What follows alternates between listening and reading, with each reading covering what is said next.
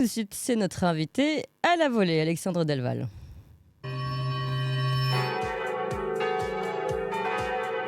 La matinale Tocsin, 7h30, 8h30, à la volée. Alors à la volée, aujourd'hui, nous abordons évidemment les attentats terroristes sur notre sol, sur le sol européen. Bon, si je rappelle, on ne va même pas tous les citer désormais, parce qu'il y en a tellement qu'on y passerait déjà la demi-heure que nous avons réservée à Alexandre Delval. Si je rappelle seulement les derniers, lundi 16 octobre, donc c'était un Tunisien radicalisé qui a tué 2 supporters suédois venus assister à un match de football à Bruxelles. Le week-end dernier, faut-il compter l'attaque contre Thomas ? Pour le moment, non, mais ça pose quand même également des questions. Le week-end dernier, donc le 2 décembre, un Français d'origine iranienne qui s'appelle Armand, d'ailleurs on va revenir sur cette question des prénoms, anciennement Imam Rajabour Miyandoab, qui avait fait la demande d'ailleurs de récupérer son prénom coranique, radicalisé, fiché S, a attaqué un passant au couteau sur le pont Bir Hakeim. La victime est décédée. Il s'agit d'un homme d'une nationalité allemande. Alors depuis, c'est comme d'habitude, Elisabeth Borne réagit et qui fait cette annonce. Nous ne céderons rien face au terrorisme. Nous ne céderons rien, jamais face au terrorisme, a dit Elisabeth Borne. Avant elle, on en avait déjà entendu, comme ça on avait entendu François Hollande, quelques jours après les attentats du 13 novembre, rappelez-vous, 2015. Il s'engageait à ne rien céder, ni à la haine, ni à la peur. Et puis Emmanuel Macron également, qui avait dit ne rien céder au terrorisme. Voilà, alors nous ne cédons rien, mais pourtant, les attentats islamistes continuent. 26 attentats islamistes mortels depuis 2012, quand même, il faut le rappeler. Alors nous ne cédons rien, ou alors cédons-nous tout, justement, c'est la question qu'on va poser à Alexandre Delval. Bonjour Alexandre Delval. Et merci beaucoup d'être avec nous aujourd'hui. Alexandre Delval, vous êtes docteur en histoire contemporaine, consultant international, chercheur associé au Center of Political and Foreign Affairs et au Centre français de recherche sur le renseignement, le CF2R, professeur de géopolitique et auteur de ce livre, Vers un choc global, coécrit avec Jacques Sopelsa. Alors je voudrais vous poser donc cette première question, Alexandre Delval. Finalement, à chaque fois, c'est la même chose, ces annonces. Nous ne cédons rien. Nous n'allons pas céder à la peur. Nous allons réagir. Et puis, on a eu ces annonces également de Gérald Darmanin qui a dit que cette fois-ci, il y avait un problème de suivi psychiatrique qui n'était pas suffisant. On va mettre des obligations de soins psychiatriques puisque le dernier radicalisé était atteint aussi d'un passif clinique important. Alors, mais on a l'impression que c'est toujours la même chose. Après coup, on découvre, après coup, on ne sait de rien. Et finalement, que fait-on réellement contre le terrorisme islamique, Alexandre Delval ? Et oui, ça fait penser à l'alcoolique qui dit régulièrement je vais arrêter de boire. Oui. Et c'est la promesse d'alcoolique. Mais il est trop tenu par toute une série d'habitudes.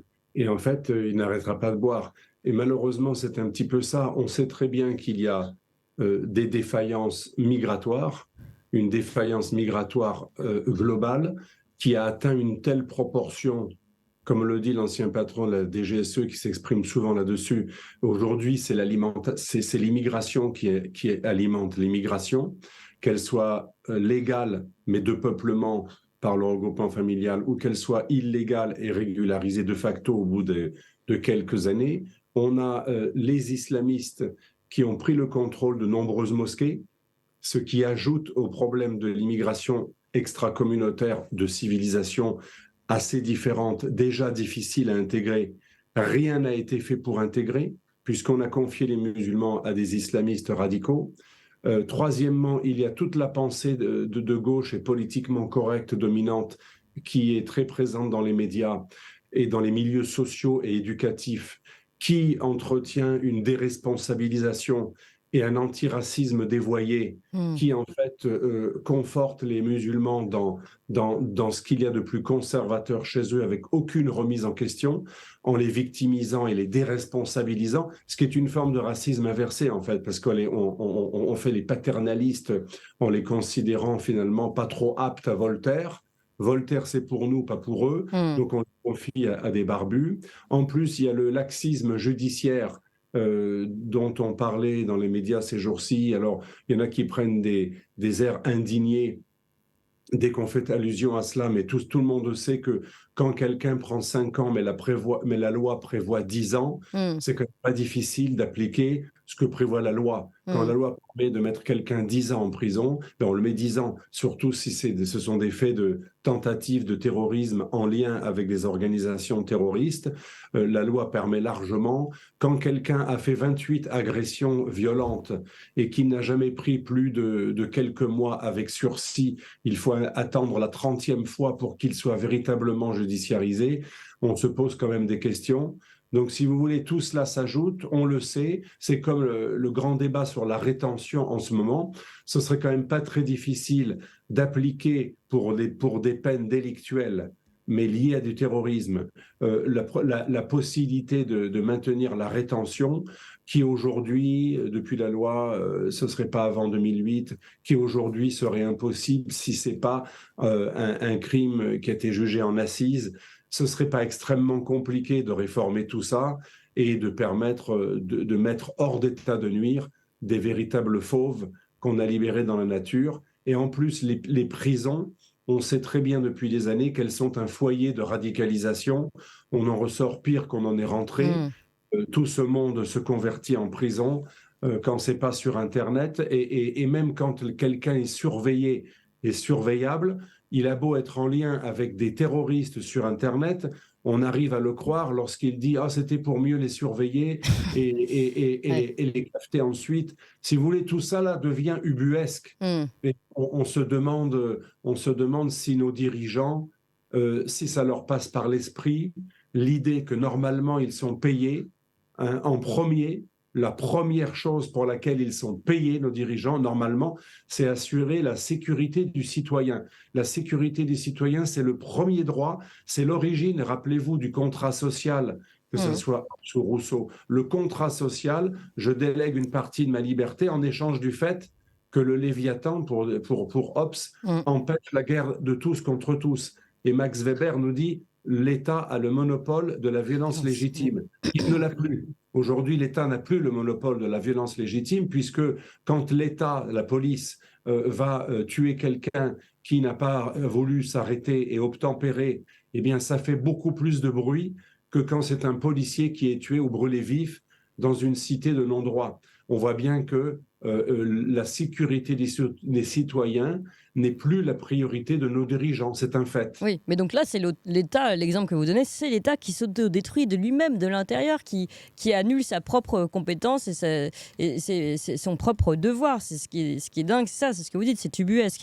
Mais je voudrais revenir, parce que vous avez abordé beaucoup de choses, donc je rappelle vos points pour que ce soit clair pour tout le monde, finalement, dans nos défaillances. L'immigration, mauvaise gestion de l'immigration, c'est radicalisation dans les mosquées, parfois et trop souvent non surveillée, cette pensée de gauche communautariste et le laxisme judiciaire.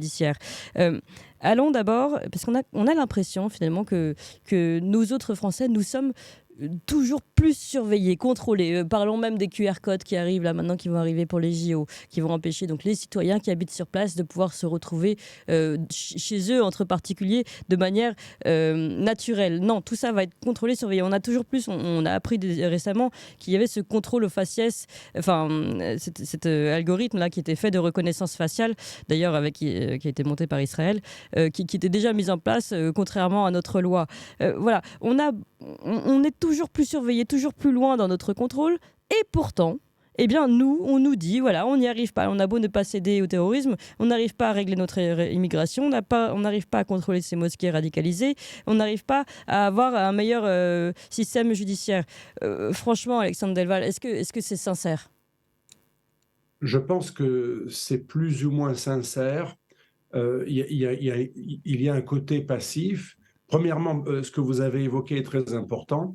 Je me rappelle, après je reviendrai dessus, une professeure nous disait en 1992 à Sciences Po qu'une société qui ne contrôle pas ses flux migratoires et qui devient multiculturelle deviendra nécessairement multiconflictuelle dès lors que ce sont des cultures peu compatibles. Et pour compenser une multi-insécurité qui vient d'un multiculturalisme non choisi, puisque certaines cultures cohabitent beaucoup mieux que d'autres ensemble, c'est un fait, on peut trouver ça ringard. Enfin, c'est quand même Lévi-Strauss, le grand Lévi-Strauss, antiraciste, lui-même a écrit des choses extrêmement fermes est extrêmement lucide sur l'islam et la compatibilité ou non entre des sociétés musulmanes et non musulmanes.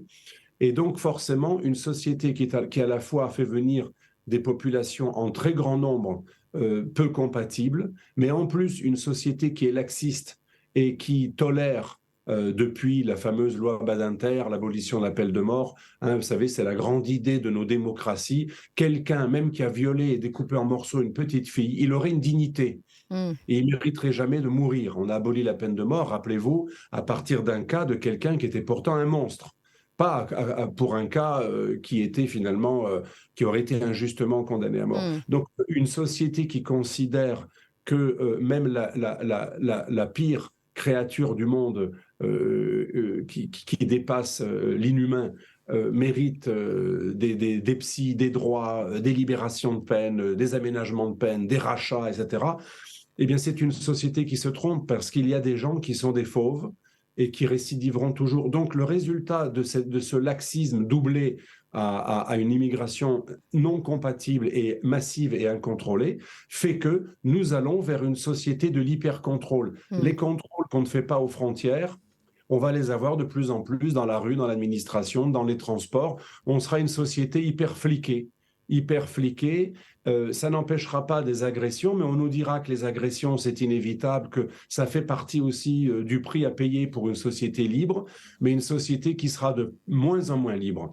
Donc voilà, ça c'est ce que disait notre professeur dans les années 90. Oui. Nous irons vers une société de l'hyperflicage. Ce sera la compensation du multiculturalisme dévoyé et du fait de tolérer que se retrouvent en liberté des gens qui normalement ne devraient pas être en liberté. Oui, c'est-à-dire qu'à défaut d'assurer un contrôle de nos frontières, nos frontières se sont rapprochées de nous-mêmes et en fait nous sommes nous-mêmes contrôlés et considérés comme des éléments étrangers à n'importe quel endroit et ça devient... Ce qui est intéressant également, c'est que cet hyper-contrôle qui est imposé à tous les citoyens, on a l'impression que finalement il ne va forcément pas régir dans les zones de non-droit. Donc on a vraiment un abandon là, ça correspond à un hyper-contrôle, comme vous le dites, un hyper-flicage, mais du bon citoyen, entre guillemets.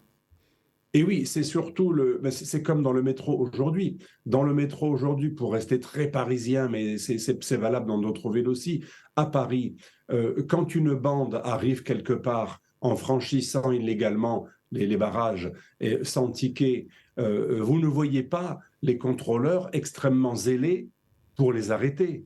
Par contre, si vous avez un avion à prendre, vous êtes en retard, vous devez courir, le ticket ne marche pas et vous devez enjamber, eh bien, vous avez 10 gros colosses qui vont vous tomber dessus et avec un zèle énorme. Et si vous dites que vous avez des circonstances atténuantes, ils seront ravis de vous faire rater votre avion. Mais les 10 personnes menaçantes qui risquent de brandir un couteau ne vont pas être arrêtées et j'ai même vu parfois dans certaines villes de France des trains arrêtés par des bandes qui terrifiaient tout le monde et les contrôleurs arrivaient juste à négocier au bout d'un certain temps que les Dalton, c'est carrément digne du Far West, finissent par accepter de quitter le train.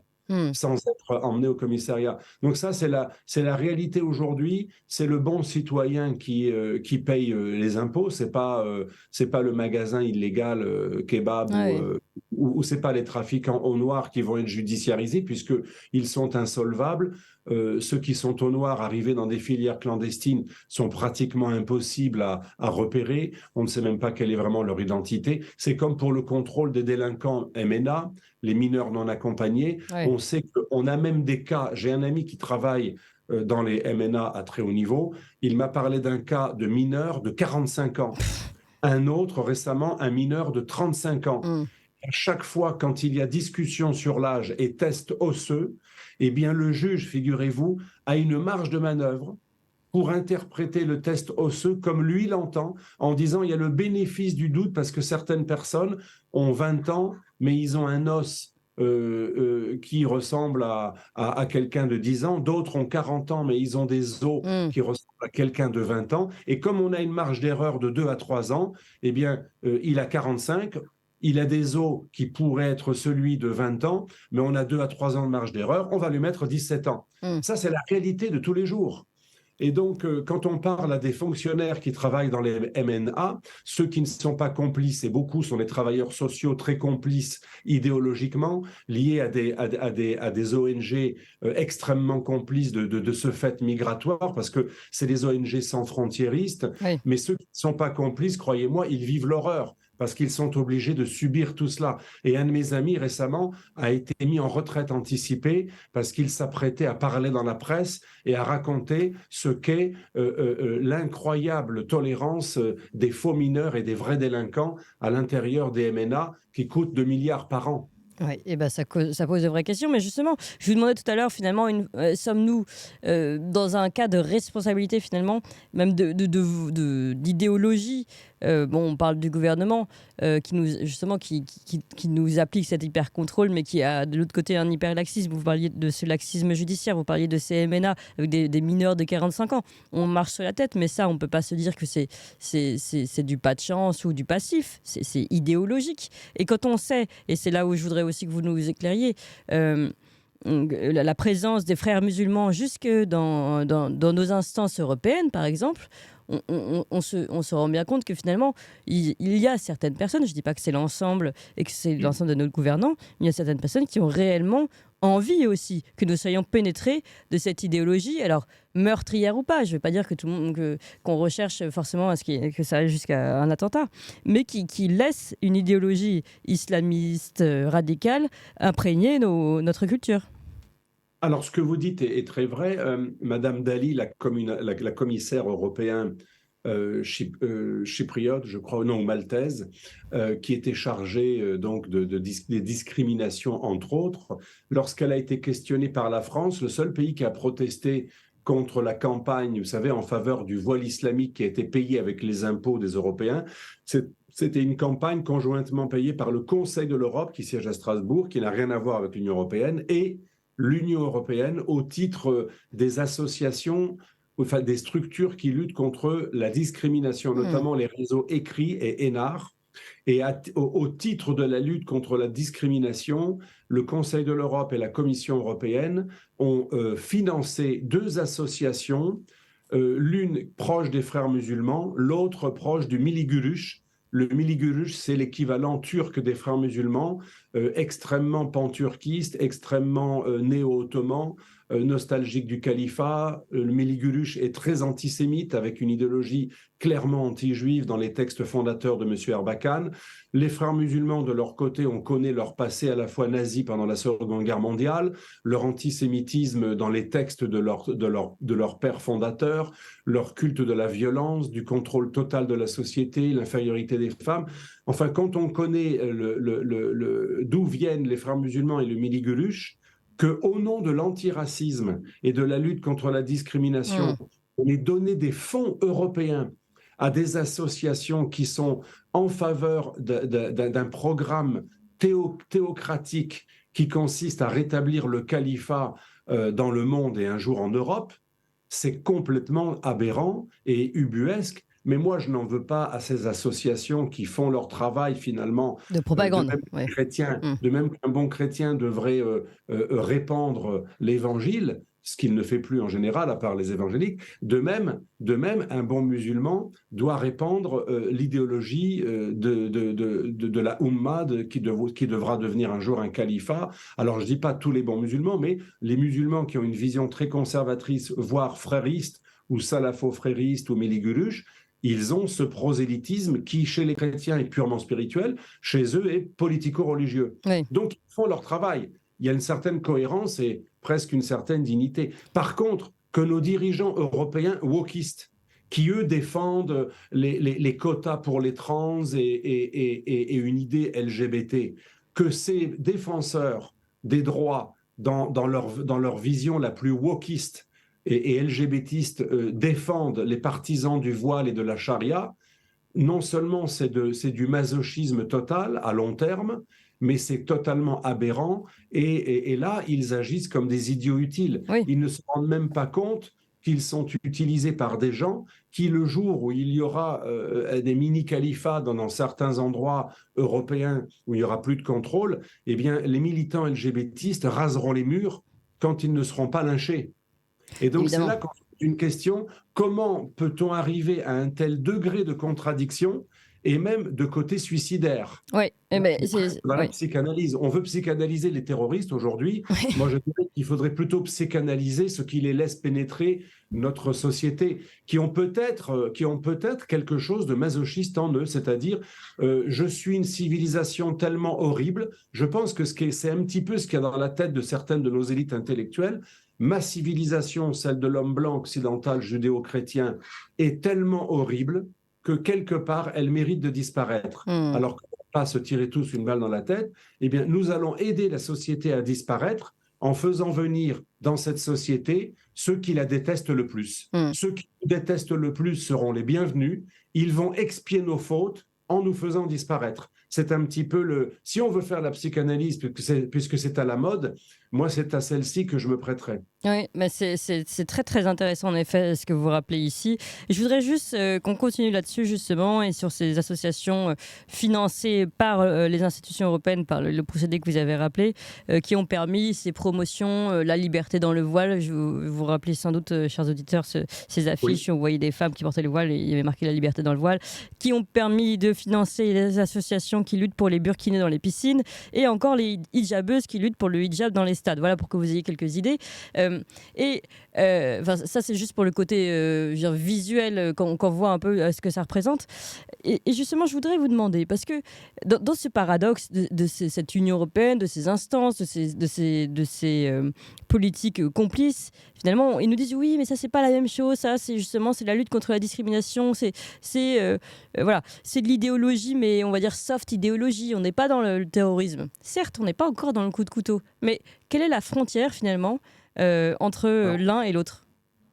Cette question est très bonne parce que moi, j'ai appelé dans tous mes ouvrages, notamment le dernier que vous citez, Le choc global, il y a un chapitre entier là-dessus, il y a les coupeurs de langue.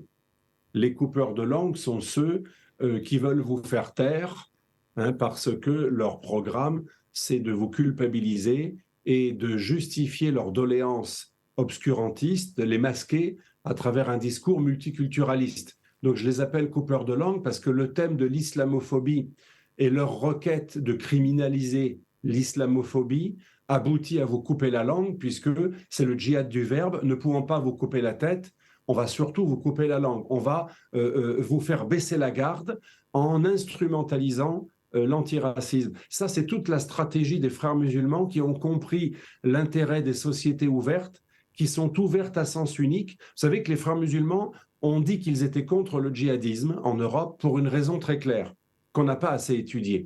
Les frères musulmans ne sont pas contre le djihadisme, ils l'ont créé. C'est Saïd Qutb, un membre des frères musulmans très célèbre, qui a failli être le guide suprême, qui s'occupait de la revue des frères musulmans, Saïd Qutb, qui a créé l'idéologie djihadiste. Et Hassan al-Banna lui-même, le créateur des frères musulmans, valorisait le djihad contre les ennemis de l'islam. Et le djihadisme des frères musulmans a donné lieu au Hamas, structure des frères musulmans en Israël. On va y revenir justement dans quelques instants. Et bien entendu, Al-Qaïda, c'est également un frère musulman, Abdullah Azzam, qui a créé Al-Qaïda avec Ben Laden, qui était seulement son disciple. Donc les frères musulmans ne sont pas contre le djihadisme entre elles. Les frères musulmans ont délibérément admiré l'ouverture de l'Europe en disant, puisque l'Europe est ouverte à l'islamisation sans aucune réciprocité pour les chrétiens en pays musulmans, c'est comme si l'Europe n'était plus Dar el-Harb, terre de la guerre, ce que pensent les islamistes en général. Normalement, l'Europe est terre de la guerre. Le musulman n'a pas le droit d'y séjourner, sauf cas extrêmement rares, mais normalement, il doit faire en sorte de quitter la terre de la guerre. Et puisque c'est une terre hostile à l'islam. Mais les frères musulmans ont dit, mais puisque aujourd'hui l'Europe, elle paye l'islamisation, elle donne gratuitement parfois des terrains pour faire des mosquées et elle donne des subventions pour islamiser, l'Europe n'est plus Dar el-Harb, c'est-à-dire un territoire de la guerre hostile à l'ouverture à l'islam. Au contraire, l'Europe est pénétrable, l'Europe elle-même favorise sa propre islamisation démographique par l'immigration et juridique par la légalisation de centres islamiques, d'écoles islamiques et de mosquées, voire même de propagande et de prosélytisme tout à fait encouragés par de nombreuses municipalités où on va draguer les barbus pour avoir des voix, eh bien les frères musulmans ont dit du coup l'Europe n'est plus Dar el-Harb, terre de la guerre, elle est Dar el-Shahada, elle est terre du témoignage, ou Dar el-Da'wa, terre de l'annonce, de la prédication, du prosélytisme. Donc elle n'est plus, alors dans la tradition islamique on parle de Dar el-Solh, mais l'Europe aujourd'hui a été théorisée par les frères musulmans comme une terre en voie de conquête. Et d'ailleurs, l'un des grands idéologues des frères musulmans, nos auditeurs peuvent aller sur Internet et retrouver la vidéo, c'est M. Qardawi, qui est mort il n'y a pas très longtemps. C'est l'homme qui est le parrain de toutes les structures des frères musulmans en Europe. Et il a préfacé les ouvrages de M. Tariq Ramadan. Oui, ce n'est pas n'importe qui. Oui. Il est qatari, bien sûr, comme tous les réfugiés frères musulmans d'origine égyptienne renvoyés d'Égypte. Il a acquis la nationalité qatari.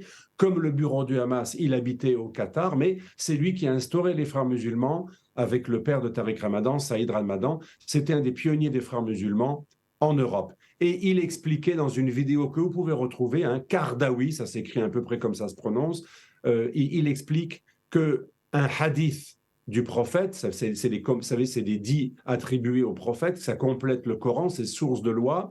Un hadith a annoncé qu'après Constantinople, Rome sera conquise. Il reprend ce hadith et à partir de là, il dit oui, Rome sera conquise, l'Europe sera islamisée et conquise. Cette fois-ci, nous n'aurons peut-être pas besoin du glaive, peut-être que nous aurons uniquement besoin de la parole pour définitivement islamiser l'Europe décadente et perverse qui reviendra à la civilisation grâce à l'islam, qui sera une chance pour elle pour détruire la promiscuité, le libéralisme sexuel, la mécréance. Et il parle beaucoup de promiscuité. Lui, ce qui l'obsède, c'est quand les hommes sont proches des femmes, etc. Et on voit bien il parle du matérialisme européen, et l'islam viendra sauver l'Europe de sa décadence matérialiste. C'est assez cohérent d'ailleurs. D'un point de vue islamique traditionnel, l'Europe, effectivement, paraît décadente, et l'islam va venir la civiliser. Oui. Et donc, il dit pas besoin de djihad du sabre, ce sera probablement, dit-il, il dit pas certainement, mais probablement sans tirer le sabre du fourreau que nous arriverons à islamiser l'Europe. Voilà ce que pensent vraiment les frères musulmans dans leur ADN et dans leurs grands penseurs. Après, quand ils vous offrent le thé à la menthe dans un quartier, dans une réunion islamo-chrétienne où le chrétien est vraiment perçu comme un imbécile et un naïf, alors effectivement, ils vont tenir un autre discours. Mais non, ça, il ne faut pas interpréter à la lettre, etc. Mais ça, c'est l'ADN de leur pensée. Oui, mais justement, c'est absolument fondamental de le rappeler. Un naïf volontaire, si on veut. Mais on sait très bien ce qu'ils pensent. C'est pour ça que moi, je ne leur en veux pas. J'en veux à nos dirigeants qui ont des services de renseignement, qui les alertent sur l'idéologie du Milid Gurush, des frères musulmans, pas uniquement des salafistes radicaux, ou alors du Tabligh indo-pakistanais, qui est une organisation qui sévit beaucoup également chez nous. Toutes ces organisations qui ont un projet de conquête avoué dans leurs écrits fondateurs, chez leurs grands prédicateurs, eh bien, ils ont pignon sur rue chez nous pour encadrer nos musulmans. Ça veut dire que les grands racistes, les vrais racistes, ce sont nos dirigeants qui ont considéré que nos musulmans n'étaient pas intégrables et qu'il fallait les confier à des obscurantistes. Pour moi, c'est une forme de racisme. C'est le vrai racisme, s'il y en a un, c'est celui-là, c'est avoir méprisé nos musulmans en pensant qu'ils ne méritaient que d'être confiés à des barbus obscurantistes. C'est très très intéressant ce que vous dites, et finalement pour vous résumer, j'ai encore une question à vous poser, on va dépasser un petit peu le temps mais je vais vous la poser quand même, mais je vous résume d'abord. Finalement, les vrais racistes, ce sont nos dirigeants, et les vrais problèmes psychiatriques ou psychanalystes, ce sont peut-être également nos dirigeants, comme vous le disiez tout à l'heure, qui eux ont ouvert nos frontières et n'ont pas assuré la sécurité tout simplement et le contrôle des frontières, c'est-à-dire qui est quand même l'obligation première, comme vous l'avez rappelé, la sécurité. Vous savez, le droit d'un pays à la continuité historique, qui a été théorisé par certains grands philosophes, c'est extrêmement important de voir que normalement un dirigeant, son premier rôle, c'est de défendre les frontières, la sécurité des citoyens et la continuité historique du pays. Nous ne sommes pas un laboratoire.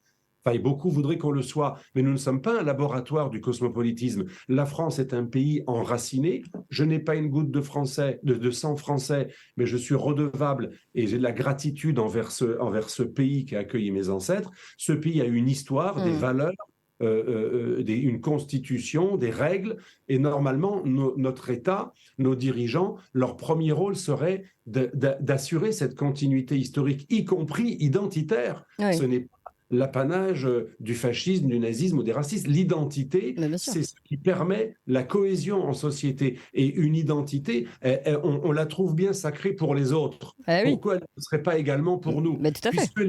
Puisque les antiracistes parlent tout le temps du droit à l'identité des minorités, eh bien, la majorité qui accueille tous ces gens a elle aussi le droit de défendre son identité. Et nos dirigeants devraient être psychanalysés, parce que quand on est à ce degré de masochisme et d'encouragement de l'autre, et surtout de l'autre qui nous déteste, quand on fait venir des millions de personnes chaque année en Europe, et en France des centaines de milliers, mais en Europe ce sont des millions de personnes, chaque année faire venir des nouveaux venus qui arrivent d'une société de plus en plus radicalisée, parce que les pays musulmans étaient beaucoup plus laïques il y a 40 ans qu'aujourd'hui. Donc on fait venir des populations toujours plus différentes de nos mœurs, ceux qui les font venir avec en plus des ultra-protections, où on ne peut presque pas expulser quelqu'un de dangereux, même quelqu'un qui est récidiviste, dangereux, violent, on ne peut plus l'expulser parce que soi-disant des règles européennes nous empêchent de le faire. On doit même nourrir des clandestins qui arrivent illégalement, on le voit à Ceuta chaque jour et pas uniquement à Lampedusa, parfois des hordes de centaines de personnes qui agressent les gardes frontières et qui arrivent de manière violente et qui prennent possession d'un territoire. Ça s'appelle une infraction, une entrée par effraction. Et tout cela est encouragé. Ça montre bien que le problème est du côté de nos dirigeants, mais aussi de la majorité passive qui les laisse faire depuis 40 ans. Oui, tout à fait. Alors, il y a beaucoup d'auditeurs qui pensent que, parce qu'on dépasse un tout petit peu les horaires, et normalement on a un partenariat avec Alexis Poulain du Monde Moderne qui intervient après nous sur une autre chaîne, mais on s'est mis d'accord sur les horaires, et il se trouve que, je le dis à nos auditeurs pour qu'ils ne s'inquiètent pas, justement Alexis Poulain va annoncer ici en direct son programme dans l'autre chaîne, voilà, notre partenariat, donc ne vous inquiétez pas, il est juste après, il attend qu'on finisse et que je pose ma dernière question à Alexandre Delval. Alexandre, je voulais vous poser cette question pour finir, puisque vous rappeliez que les frères musulmans, finalement, ne sont d'abord pas contre le djihad, mais en plus qu'ils sont même à l'origine de la création du Hamas et d'Al-Qaïda. Est-ce qu'on pourrait se projeter rapidement sur la scène israélo-palestinienne? Et finalement, là, dans ce que vous dites, on a l'impression que c'est le même combat, les frères musulmans contre nous en France, les frères musulmans contre Israël. Est-ce que vous considérez que finalement, on mène le même combat en France et en Israël contre un terrorisme islamique, ou finalement faut-il différencier les deux scènes? Je pense que ce n'est pas exactement la même chose. En Israël, l'ennemi, il est à la fois sunnite, les frères musulmans, qui ont religiosisé la cause palestinienne, ils l'ont dénationalisé pour le faire passer du côté des religieux, du religieux, pour sensibiliser tout le monde musulman. C'est la stratégie de l'intifada El-Aqsa, avec Barghouti en 2000 et avec le Hamas, et c'est la stratégie du Hamas aujourd'hui. C'est la stratégie aussi du djihad islamique, c'est la stratégie aussi de l'Iran, du Hezbollah et du fameux axe de la résistance qui lui est chiite. Et le véritable ennemi existentiel pour Israël, il est idéologiquement le Hamas, mais il est stratégiquement l'axe iranien ou chiite pro-iranien. Ce qui est très différent pour l'Europe. En Europe, celui qui est à l'origine du prosélytisme conquérant mais relativement pacifique, rarement djihadiste, c'est un axe sunnite qui n'a rien à voir avec l'Iran, ou très très peu. Il n'y a pas de prosélyte iranien sur notre sol. Et même pour le djihadisme, ce n'est pas un djihadisme financé par l'Iran en Europe. Donc autant en Israël, le djihadisme, même sunnite, est financé par des pays sunnites, donc le Qatar, la Turquie, le Koweït et même les Philippines et même la Malaisie, mais aussi par l'Iran, entre autres. Ce n'est pas que l'Iran, mais c'est entre autres l'Iran en Israël. En Europe, le djihadisme comme l'islamisme politique, les deux, progressent de manière distincte de la stratégie iranienne. C'est quand même une énorme différence d'un point de vue stratégique et opérationnel. Le point commun, le trait d'union, c'est tout de même les frères musulmans, sont à la fois dans l'axe sunnite, protégés par le Qatar. Ils ont leur siège aujourd'hui au Qatar depuis qu'ils ont quitté l'Égypte. Mais figurez-vous, mauvaise nouvelle pour nous, savez-vous où se trouve le deuxième siège des frères musulmans en dehors du Qatar? Eh bien, il se trouve en Europe. Il était en Suisse, il a évolué à Londres, maintenant c'est la Suède. Disons que les pays européens sont devenus, à égalité avec le Qatar, l'une des bases de refuge, de repli des frères musulmans qui ont été éradiqués en Égypte. Ce qui est incroyable, moi, quand je vais en Égypte, c'est que l'Égypte est beaucoup plus dans la lutte contre les frères musulmans que ne l'est l'Europe. Oui, ce que j'allais dire. À vous résumer... Les Égyptiens nous disent, mais qu'est-ce que vous faites à accueillir des dirigeants frères musulmans et leur confier des mosquées et leur confier vos citoyens? Ils me disent, mais vous êtes fous, vos dirigeants sont fous. Mais on est fous. J'ai déjà entendu.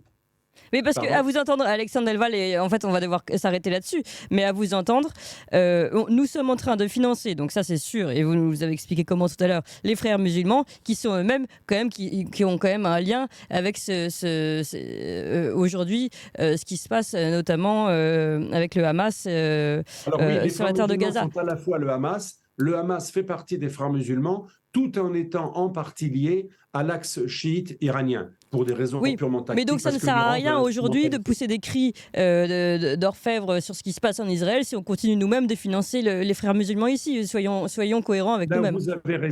Là où vous avez raison, c'est que l'Europe n'est pas claire. Elle accuse l'Iran d'être derrière le Hamas pour faire oublier que ce sont les amis de l'Occident aussi qui financent le Hamas, à commencer par le Koweït, la Turquie, membre de l'OTAN, et le Qatar. Mais en Europe, les frères musulmans collectent énormément d'argent chaque année, comme aux États-Unis d'ailleurs, qui se retrouvent d'ailleurs dans les poches des djihadistes du Hamas. Une partie de l'argent du Hamas vient de l'Europe, où les frères musulmans, qui ont pignon sur rue, prélèvent beaucoup d'argent au titre de l'aumône légale et du don à la Palestine. C'est pour ça que quand un musulman, même avec une bonne intention, donne 1 euro ou 2 euros dans une petite tirelire, vous savez, dans une boulangerie dans les quartiers musulmans à Paris ou ailleurs, il faut savoir qu'il y a une chance sur 2 que ça atterrisse dans les mains des djihadistes du Hamas et non pas dans l'autorité palestinienne. On a bien compris, mais ça montre bien donc que nous-mêmes, nous n'avons absolument pas une politique cohérente sur cette question, et commençons par être cohérents avant d'aller justement après coup hurler et assurer qu'on ne cédera pas au terrorisme. Merci en tout cas beaucoup. Nous cédons chaque jour au terrorisme en permettant aux frères musulmans de collecter de l'argent pour le Hamas. C'est très clair. Merci beaucoup Alexandre Delval pour toutes ces